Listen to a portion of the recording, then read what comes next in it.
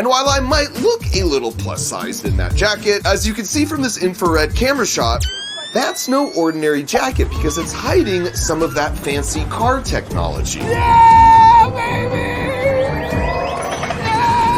43 million people ride Space Mountain every year, but unlike a famous ride like Colossus, Space Mountain is in near total darkness, meaning no one knows what the ride actually looks like, which as far as I'm concerned, needed to be fixed with a special undercover operation. True story, I have been wanting to make this video for over 20 years, way before I had a YouTube channel, because I would come to Disneyland and just be like, someday the technology will be there so we could map out what Space Mountain actually looks like. So this is a very big moment for me. Now, it's common knowledge, every good undercover operation worth its salt needs a 3-step plan. For me, step 1 would just be getting into Disneyland with my tech through their famously tight security. And if I managed to do that, step 2 would be making it through the park, avoiding any security guards on my way to Space Mountain. And finally, for step 3, I would need to sneak onto the ride itself while avoiding any suspicion to make my childhood dream come true. And if all this seems like overkill, let's just say I have a bit of history getting kicked out of amusement parks in the name of science. Follow you, man. Why are you doing this to me? For step 1, I took an oversized jacket and made a little pocket inside where I could hide my secret tech inside it. It's like the slight limp shuffle walk that really sells it, I think. Because they make you walk through metal detectors, I disguised and temporarily placed my device with a bunch of gear in my camera bag. And just had to hope it wouldn't get discovered. We'll just wait till your eye gets fully screened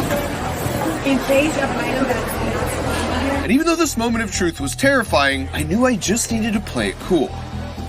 Like that. Excuse me, can you not record And the security was in fact extremely tight. But our alibi was tighter. All right, we're in. 1 down, 2 to go. Once inside, I immediately made my way to a bathroom to properly suit up. Now I just had to make it all the way over to Space Mountain without arousing the suspicion of any of the park security, which is a lot harder than you might think because it's a well-kept secret. Disney employs a bunch of security officers dressed up in plain clothes as normal park goers, so I could trust no one. So in an attempt to blend in and look like a normal park goer, I took a corn dog break. I'm doing this for the integrity of the mission. Not because they're incredibly delicious. Back on track after a close call or two, I had made it inside the building. All right, 2 down, now for the hard part.